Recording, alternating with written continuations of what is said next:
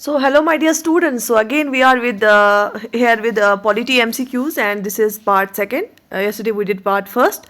और ये भी आज का जो टॉपिक है this is also related to the topic of president and question number 1 for today's session is the vacant post of the president is to be filled with in. अगर president का post vacant होता है उसको हमें जो है कितने time में कितने समय में उसको फिल करना है, उसके इलेक्शन करने हैं. 90 days, 6 months, 9 months, 1 year. And yes, the right answer is very important question. Right answer is shabash. Yes, it is 6 months. Got it? Option B here is the right answer. Okay, moving forward, the procedure of impeachment of the president of India is जो impeachment क्या होता है जब president को remove किया जाता है, removal of president, right. तो रिमूवल को इम्पीचमेंट बोलते हैं. जो इम्पीचमेंट वाला प्रोसीजर होता है वो कहाँ पे होता है? ये पार्लियामेंट में होता है, लोकसभा और राज्यसभा में.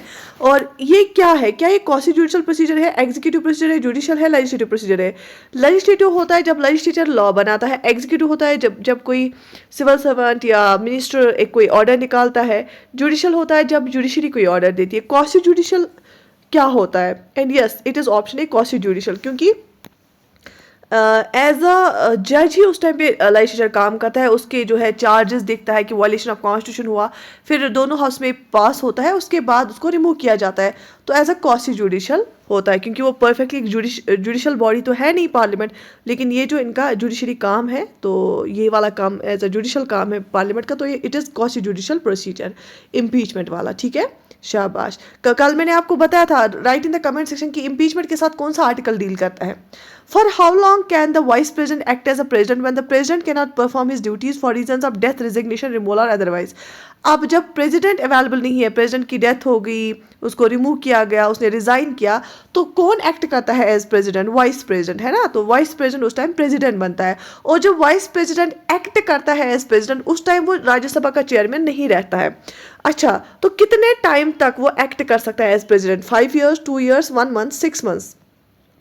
And yes the right answer is शाबाश. अभी हमने पढ़ा था ऑप्शन डी 6 months, क्योंकि हमें फिर 6 महीने के अंदर अंदर इलेक्शंस कराने होते हैं, presidential elections. Okay, in the case of a vacancy arising from any cause other than the expiry of the term of the president in office, an election to fill the vacancy must be held. ठीक है, अगर कोई भी ये हो गया, term खत्म होने से पहले ही वैकेंट हो गया प्रेसिडेंट का ऑफिस, तो हमें इलेक्शन कितने देर में कराने चाहिए? With in 6 months from the date of occurrence of vacancy, after 1 year from the date of vacancy, after 9 months from the date of vacancy, after 7 months from the date of vacancy. And yes the right answer is option A. 6 महीने के अंदर अंदर हमें फिर elections कराने होते हैं. In case of the post of the president of India falls vacant and there is no vice president. ध्यान से सुनना. अब अगर हमारा जो प्रेसिडेंट है उसका पोस्ट वैकेंट हो गया किसी भी रीज़न की वजह से, और यहाँ पे कोई वाइस प्रेसिडेंट है नहीं. अब क्योंकि अगर प्रेसिडेंट का पोस्ट वैकेंट होता है तो वाइस प्रेसिडेंट प्रेसिडेंट बनता है, एक्ट करता है एज प्रेसिडेंट. अब हमारे पास अगर वाइस प्रेसिडेंट भी नहीं है तो who among the following would be acting as president. अब अगर प्रेसिडेंट का पोस्ट वैकेंट हो गया किसी वजह से और हमारा जो है वाइस प्रेसिडेंट भी वैकेंट ही है, वो भी नहीं है, तो कौन एक्ट करेगा एज प्रेसिडेंट? क्या राज्यसभा का vice chairman, attorney general of India, Lok Sabha speaker या chief justice of supreme court? कौन करता है act as president? And yes the right answer is option D. तो अगर हमारा जो प्रेसिडेंट किसी वजह से पोस्ट पे नहीं है, वाइस प्रेसिडेंट एक्ट करता है एज प्रेसिडेंट. अब वाइस प्रेसिडेंट भी नहीं है तो chief justice of India act करेगा एज प्रेसिडेंट. ठीक है, अगर हमारी प्रेसिडेंट की पोस्ट वैकेंट होगी. शाबाश. In case the post of president of India falls vacant due to his death, resignation or removal from office, who will occupy that post? अब question है कि अगर प्रेसिडेंट का पोस्ट वैकेंट है, क्या प्रेसिडेंट अगर कि प्रेसिडेंट की अचानक डेथ होगी या उसने रिजाइन किया या उसको रिमूव किया गया, कौन ऑक्यूपाई करेगा वो post? Prime minister, chief justice of supreme court, vice president, none of the above. हमने देखा इसकी जो प्रोसीजर है, इसकी हायरार्की, पहले तो प्रेसिडेंट होता है, अगर वो नहीं होगा तो वाइस प्रेसिडेंट होगा, अगर ये भी नहीं है तो फिर चीफ जस्टिस ऑफ इंडिया. तो अगर ये नहीं है तो फिर कौन आएगा? Vice president. फिर इसको जो है एक्ट करेगा एज प्रेसिडेंट. ठीक, शाबाश. So option C here is the right answer.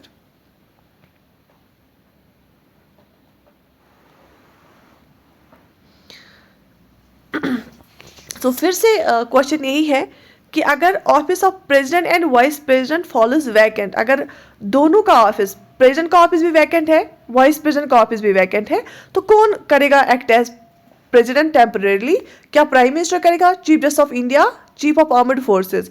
अगर दोनों प्रेसिडेंट और वाइस प्रेसिडेंट का ऑफिस वैकेंट है तो प्रेसिडेंट एज एन प्रेसिडेंट कौन एक्ट करेगा, chief justice of India. Option B is the right answer. ठीक है, गॉट इट, ओके। फिर से ही क्वेश्चन रिपीट हुआ था। Which of the following articles of the Constitution vests the executive power of the Union in the present? इनमें से कौन सा आर्टिकल हमारे कॉन्स्टिट्यूशन का एग्जीक्यूटिव पावर जो है, जो प्रेजेंट का यूनियन पे प्रेसिडेंट होता है ना, ये ऑब्वियसली सेंट्रल पे होता है, तो एग्जीक्यूटिव पावर प्रेसिडेंट को कौन देता है, कौन सा article? Article 51, 52, 53, 54 and yes the right answer is article 53. Who is the executive head of the state in India? President, Prime Minister, Leader of Opposition, Chief Secretary, Government of India. And yes, the right answer is executive head कौन है India state का India में? Option A, president. जो हमारा first season of India है ना, वो भी प्रेसिडेंट है, एग्जीक्यूटिव हेड भी वही है, हेड ऑफ द स्टेट वही होता है, और गवर्नमेंट का जो हेड है ना वो होता है prime minister. Head of the government होता है प्राइम मिनिस्टर और रियल हेड होता है प्राइम मिनिस्टर, एग्जीक्यूटिव हेड होता है president. President of India exercise his powers either directly और through officers subordinate to him, through ministers, through prime minister, through cabinet. President of India exercise his powers, president of India exercise his powers, शाबाश, या तो directly exercise करते हैं या through officer subordinate to him. Okay, who of the following has been vested with executive powers of the central government under the constitution of India? Constitution of India के under किसको दिए गए हैं executive powers central government के? Prime minister को, president को, central cabinet को, all of the above. And yes, president को दिए गए हैं एग्जीक्यूटिव पावर्स, और जो भी काम होता है ना वो प्रेसिडेंट के नाम पे ही होता है। Which one of the following amendments to the Indian Constitution empowers the President to send back any matter for reconsideration by the Council of Ministers? देखो क्या होता है, जब बिल पास होती है ना, लोकसभा एंड राज्यसभा में बिल पास होती है, ठीक है। अब एसेंट के लिए, साइन के लिए कहाँ आती है? प्रेसिडेंट के पास। अगर प्रेसिडेंट को लगेगा ना इनने जल्दबाजी में बिल पास किया, इसको कोई चेंजेस की जरूरत है, ये रिकंसिडरेशन के लिए वापस भेजता है बिल, ठीक है। पहले ऐसा नहीं होता था, पहले ऐसा नहीं होता था, लेकिन कौन से अमेंडमेंट से ये प्रोविजन लाया गया कि प्रेसिडेंट रिकंसिडरेशन के लिए वापस बिल भेज सकता है? सो यही यहाँ पे क्वेश्चन पे पूछा कि किस अमेंडमेंट के एक्ट के थ्रू प्रेसिडेंट वापस भेज सकता है बिल, ठीक है, फॉर रिकंसिडरेशन। और अगर फिर से उसको पास किया गया फिर उसको साइन करना ही पड़ता है, फिर उसको एसेंट देना पड़ता है। क्या 39th अमेंडमेंट से, 40th अमेंडमेंट से, 42nd अमेंडमेंट से, 44th अमेंडमेंट से? And yes the right answer is option D, 44th amendment act से इसको लाया गया, क्योंकि 42nd कॉन्स्टिट्यूशन अमेंडमेंट एक्ट से बहुत चेंजेस लाई गई थी। ये इंदिरा गांधी के टाइम पे आया था, इसको हम मिनी कॉन्स्टिट्यूशन भी बोलते हैं, 1976 में आया था। लेकिन फिर जब इन कांग्रेस की गवर्नमेंट गिर गई, फिर 44th कॉन्स्टिट्यूशन अमेंडमेंट एक्ट को लाया गया, और जितनी भी इस दफ़ा चेंज हो गई थी 42nd के टाइम, उसको तकरीबन मैक्सिमम चेंज को वापस लाया गया। तो उसी में 44th कॉन्स्टिट्यूशन अमेंडमेंट एक्ट से ये वाला प्रोविजन भी लाया गया कि अगर प्रेसिडेंट को लगेगा ये बिल सही नहीं है या कोई चेंज करने की जरूरत है, वो रिकंसिडरेशन के लिए वापस भेज सकता है। ठीक है, यहाँ तक याद रहा यहाँ तक? ओके, देख लीजिए बहुत सारे मटेरियल इंटरनेट पे अवेलेबल है। जैसे मैं बच्चों को बोलना चाहूँगी, कभी कभी कमेंट्स आते हैं, you can get material from anywhere, but आपको अब अंदाज़ा होगा जब हम क्वेश्चन करते हैं कि मैं डिफरेंट ऑप्शंस का भी यहाँ पे एक्सप्लेनेशन देती हूँ, उसके साथ साथ आपको एडिशनल पॉइंट्स भी हम बोलते हैं। और जब आप खुद से करते हैं ना ऐसे तो आपका माइंड कुछ और सोच रहा होता है, करते हो आप क्वेश्चंस, तो इसलिए वो फिर माइंड में नहीं रहते हैं। Who among the following is the head of the Indian Republic? Indian Republic का हेड कौन है? President of India, prime minister of India, cabinet, political head along with the council of ministers. And is the right answer is option A, president of India. जो हमारी Indian Republic का head है, head of the state है कौन? President. और head of the government होता है prime minister. शाबाश। The president of India can dissolve the Lok Sabha on the recommendation of, president of India जो है वो लोकसभा को डिसॉल्व कर सकता है, किसकी रिकमेंडेशन पे? Rajya Sabha, election commission, chief justice of India and cabinet. तो वो कर सकता है ऑप्शन डी कैबिनेट के रिकमेंडेशन पे। कैबिनेट के रिकमेंडेशन पे प्रेसिडेंट डिसॉल्व कर सकता है लोकसभा को। दो हाउसेस होते हैं हमारे पार्लियामेंट के, एक लोकसभा और राज्यसभा। लोकसभा जो होता है ना वो उसका जो टर्म होती है ना 5 साल की होती है, 5 ईयर टर्म। और जो राज्यसभा होता है ना ये परमानेंट हाउस होता है, राज्यसभा परमानेंट हाउस होता है, वो डिसॉल्व नहीं हो सकता। लेकिन जो लोकसभा है ना उसको 5 साल से पहले भी डिसॉल्व किया जा सकता है, ये परमानेंट हाउस नहीं होता है। तो प्रेसिडेंट इसको डिसॉल्व कर सकता है on the recommendation of cabinet. ठीक है, okay.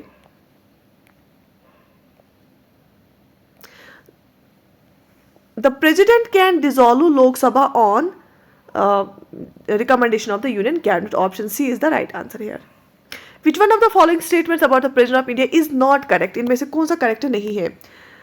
President is a constituent part of parliament. He participates in the discussion in the both houses. He addresses the joint meeting of both houses every year. He can promulgate ordinances in certain situations. अब इनमें से क्या सही नहीं है? Ordinance क्या होता है? ऑर्डिनेंस होता है जब लोकसभा या राज्यसभा जब उनको लॉ बनाना होता है ना, दोनों हाउसेस प्रेजेंट होने चाहिए।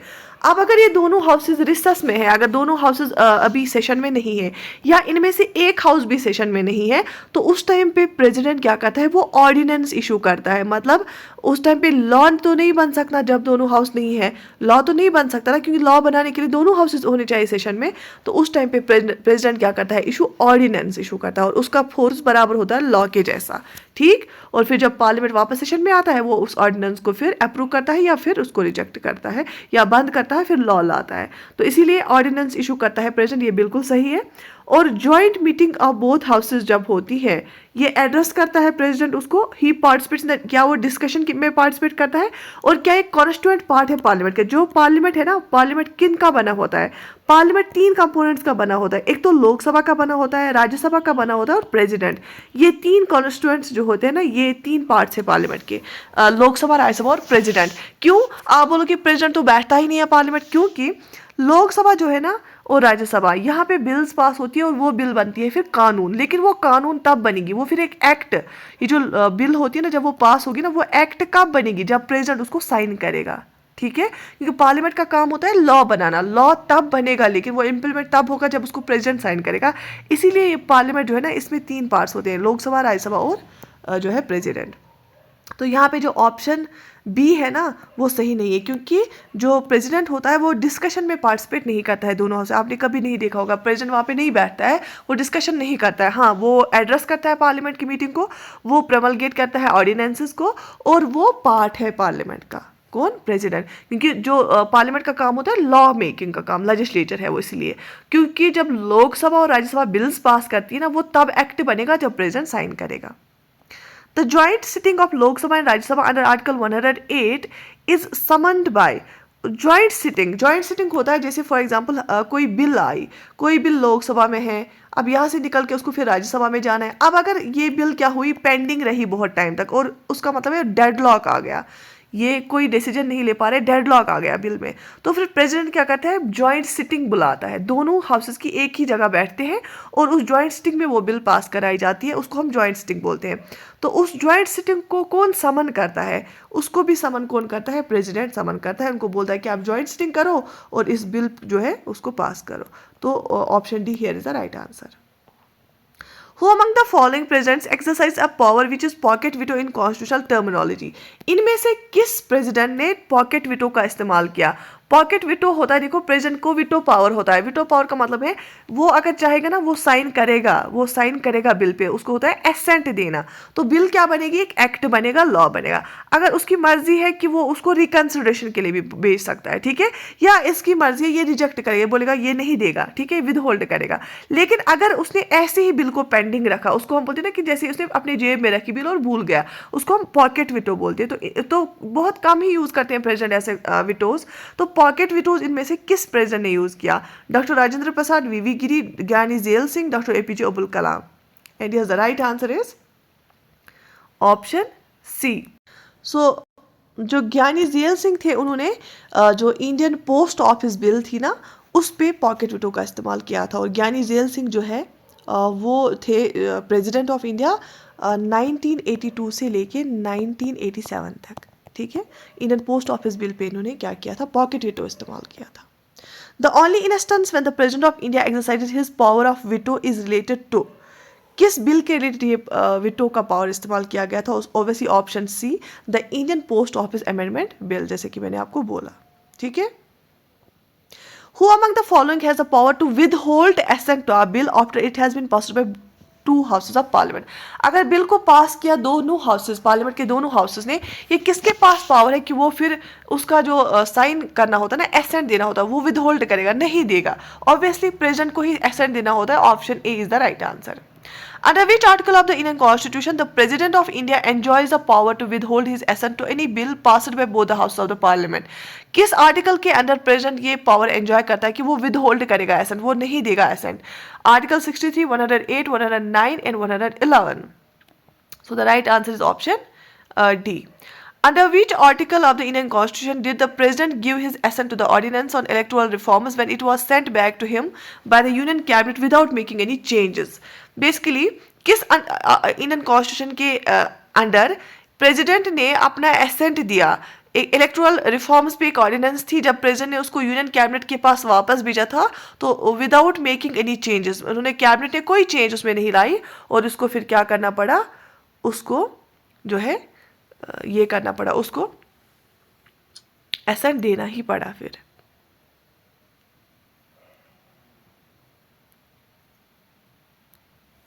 याद रहा?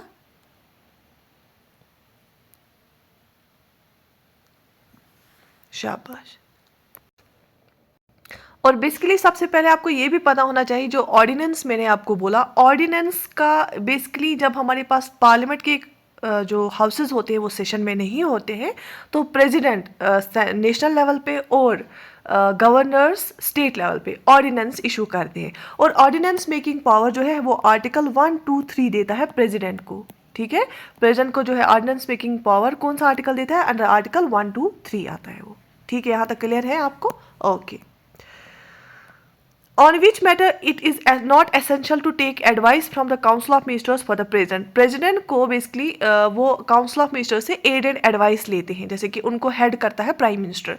बट किस टाइम पे उसको जो प्रेसिडेंट होते हैं उनको ज़रूरी नहीं होता है एड और एडवाइस लेना काउंसिल ऑफ मिनिस्टर से? किस सिचुएशन में? अगर ऑप्शन ए, क्या अगर आप उनको एम्बेसडर्स अपॉइंट करने होते हैं, appointment of ambassadors to assent bills, क्या बिल्स को एसेंट करने के time to assent to bills referred by governors, क्या ऐसी बिल्स को एसेंट करने के टाइम, साइन करने के टाइम जो गवर्नर्स ने रेफर की होती है, जैसे स्टेट में कोई बिल पास होती है, अगर वहाँ के गवर्नर को लगता है कि ये जो बिल है ये मुझे रिजर्व करनी चाहिए फॉर प्रेसिडेंट, वो उसको रिजर्व करता है और प्रेसिडेंट को रेफर करता है, फिर प्रेसिडेंट के पास पावर होता है वो इसको एसेंट देगा या नहीं टू डिसॉल्व लोकसभा, या अगर लोकसभा को डिसॉल्व करना होगा। सो यस, जब वो एसेंट देता है बिल्स को उस टाइम पे उसको जरूरी नहीं होता है एडवाइस लेना काउंसिल ऑफ मिनिस्टर से। An ordinance promulgated by the president must be placed before the parliament within what time frame from the start of this session? अच्छा, एक जो ऑर्डिनेंस प्रमलगेट की होती है किसने? प्रेसिडेंट ने। फिर जब, क्योंकि वो इसलिए की होती है क्योंकि पार्लियामेंट सेशन में नहीं होता है, फिर जब पार्लियामेंट सेशन में वापस आता है तो कितने टाइम तक जो है उसको पार्लियामेंट के सामने रखना होता है, क्योंकि फिर पार्लियामेंट उसको देखता है कि इसको कंटिन्यू करना है या नहीं, तो कितने टाइम के अंदर अंदर उसको पार्लियामेंट के सामने रखना होता है? 1 month, 6 weeks, 8 weeks, 6 months. So yes, the right answer is 6 weeks के अंदर अंदर, क्योंकि ठीक है, क्योंकि पार्लियामेंट कम से कम साल में 2 बार मिलता है, तो 6 मंथ्स का गैप रहता है पार्लियामेंट के आपस में। फिर जब दोनों हाउसेस वापस आते हैं तो 6 वीक्स के अंदर अंदर हमें क्या करना होता है? उसको सामने रखना होता है, पार्लियामेंट के सामने रखना होता है और उनको ये देखना होता है। Under which of the following articles of Constitution the President of India has been empowered to promulgate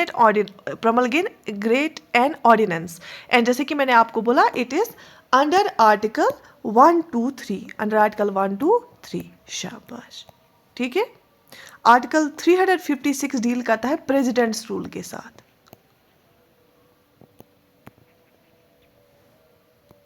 article 1, 2, 3 deal करता है ऑर्डिनेंस प्रमलगेशन के साथ, और आर्टिकल 356 प्रेसिडेंट्स रूल के साथ। ठीक है, शाबाश। और आर्टिकल 360 जो है ना, ये फाइनेंशियल इमरजेंसी के साथ डील करता है। अभी तक इंडिया में कभी भी फाइनेंशियल इमरजेंसी नहीं लगी है। आर्टिकल 352 नेशनल इमरजेंसी के साथ, आर्टिकल 356 प्रेसिडेंट्स रूल के साथ और आर्टिकल 360 फाइनेंशियल इमरजेंसी के साथ। Got it? Okay. Which one of the following is not appointed by president of India, इनमें से किसको प्रेसिडेंट ऑफ इंडिया अपॉइंट नहीं करता है? अच्छा, vice president, prime minister, governor, chief election commissioner, बताइए इनमें से किसको प्रेसिडेंट अपॉइंट नहीं करता? क्योंकि मेजॉरिटी ऑफ द जो अपॉइंटमेंट्स होती है ना वो प्रेसिडेंट से ही होती हैं, तो आपको बताना है इनमें से प्रेसिडेंट कौन सा अपॉइंट नहीं करता है इनमें से। And yes, the right answer is option A, vice president को, ठीक है, क्योंकि उसका इलेक्शन होता है। बाकी जो मिनिस्टर्स जो होते हैं ना, जब इलेक्शन होता है और कोई सिंगल लार्जेस्ट पार्टी आती है, फिर उनका जो लीडर होता है उसको फिर अपॉइंट करता है, कौन करता है अपॉइंट? प्रेसिडेंट अपॉइंट करता है प्राइम मिनिस्टर को। अगर कोई सिंगल लार्जेस्ट पार्टी नहीं आती है तो ये फिर प्रेसिडेंट का डिस्क्रिप्शन होता है वो किसको अपॉइंट करे एज प्राइम मिनिस्टर। लेकिन बाय कन्वेंशन ये होता है कि जो अगर कोलिशन भी होती है फिर उनका जो लार्जेस्ट सिंगल पार्टी का जो हेड होता है उसी को क्या करता है? प्रेसिडेंट अपॉइंट करता है एज प्राइम मिनिस्टर। तो प्राइम मिनिस्टर को भी अपॉइंट करता है प्रेसिडेंट। अच्छा, मिनिस्टर्स को भी अपॉइंट करता है as president on the recommendation of prime minister. Governor को भी अपॉइंट करता है वही, चीफ इलेक्शन कमिश्नर को भी, ठीक है, शाबाश। Who among the following is appointed by the president? Attorney General of India, Comptroller Auditor General of India, Governor of State, all of the above. इनमें से किसको प्रेसिडेंट अपॉइंट करता है? Obviously option D here is the right answer, इन सबको, ठीक है। Attorney general of India को भी, comptroller and auditor general of India को भी, और गवर्नर ऑफ स्टेट को भी, ठीक है, शाबाश। जो अटॉर्नी जनरल ऑफ इंडिया होता है ना वो हाईएस्ट लॉ ऑफिसर होता है, highest law officer of India. ऐसे ही ये होता है एडवोकेट जनरल, एडवोकेट जनरल होता है स्टेट का हाईएस्ट लॉ ऑफिसर। कैग जो होता है ना ये ऑडिट करता है, ऑडिट, ये गार्डियन ऑफ पब्लिक पर्स होता है, ठीक है। और गवर्नर ऑफ स्टेट होता है कि वो होता है head of the state, executive head of the state, ठीक है। Indian constitution does not empower president of India with the right of, Indian constitution ने प्रेसिडेंट ऑफ इंडिया को क्या पावर नहीं दिया है? अपॉइंटमेंट ऑफ प्राइम मिनिस्टर ये तो दिया है, ये तो मैंने आपको अभी बताया। Appointment of chief ministers in states, being the supreme commander of defence forces, बिल्कुल ये भी है। हमारा जो प्रेसिडेंट होता है ना वो डिफेंस फोर्सेस का सुप्रीम कमांडर होता है। Executing emergency in any part of the country, और वैसे इमरजेंसी का जो पावर भी होता है प्रेसिडेंट के पास होता है। तो appointment of chief ministers in the states जो है होता है ना वो किसके अंडर होता है? ऑब्वियसली ऑप्शन बी यहाँ पे सही है, क्योंकि appointment of chief ministers in state होता है गवर्नर के हाथ में, ठीक है। गवर्नर को अपॉइंट करना होता है चीफ मिनिस्टर, प्रेसिडेंट को नहीं करना होता है। जो काम प्रेसिडेंट सेंट्रल लेवल पे करता है वही काम गवर्नर स्टेट लेवल पे करता है, ठीक है बच्चा लोग, शाबाश। The constitution authorises the president to make provisions for discharge of duties of governors in extraordinary circumstances under, तो कॉन्स्टिट्यूशन अथोराइज करता है प्रेसिडेंट को कि वो प्रोविजन करे for discharge of duties in कोई एक्स्ट्रा ऑर्डिनरी सर्कमस्टेंसेस के अंडर। वो किस आर्टिकल के अंडर इसको जो है कॉन्स्टिट्यूशन ने अथोराइज किया है? Article 160, 162, 165 and article 310। So the right answer is article 160, ठीक है। So these were some questions regarding president. I hope कि आपको बहुत सारी चीज़ें समझ आई होगी, याद रही होगी प्रेसिडेंट के रिलेटेड। इंशाल्लाह we will do a lot of questions, will do hundreds of questions for Indian polity. And मुझे बहुत ही अच्छा रेस्पॉन्स मिला, बहुत सारे कमेंट्स भी आ रहे थे कि हमें एसएससी के जो जितने भी कंपोनेंट्स हैं उनके क्वेश्चंस कराएं, क्योंकि क्वेश्चंस जब इंसान डिस्कस करता है इसके साथ मैं आपको एडिशनल पॉइंट्स भी बता देती हूँ। जब आप रिपीटेडली वो एडिशनल पॉइंट्स भी सुनते हैं कहीं ना कहीं आपको फिर कल को एग्जाम में जो है क्वेश्चन सॉल्व करते हुए जब आप जो है कुछ ऑप्शंस को फिर पहले ही एक्सक्लूड कर पाते हो, और एलिमिनेशन मेथड से भी इजी होता है फिर आपको क्वेश्चन सॉल्व करना। बाकी मैं आपको यहाँ पे ये भी बताना चाहूँगी कि हमने एंटी बैच भी स्टार्ट किया है। अगर किसी को उसमें जुड़ना है, अभी रजिस्ट्रेशन ओपन हुई है, अभी चल रही है, कुछ दिनों के बाद हम क्लासेस स्टार्ट करेंगे। बाकी आप कमेंट सेक्शन में मुझे लिख सकते हैं कि पॉलिटी पे सबसे ज़्यादा आप पहले कौन से इंपॉर्टेंट टॉपिक्स हैं जिनके लिए आप, या आपको कौन से वीक एरियाज हैं जिनके लिए आप MCQs चाहते हैं, फिर पहले मैं फिर वही वाले MCQs ले आऊँगी। बाकी I wish you all the best, take very good care of yourself. इंशाल्लाह we will do a lot of questions so that कि आपको जो इंडियन पॉलिटी है वो ज़बानी याद हो। हैव अ नाइस टाइम, अल्लाह हाफिज़।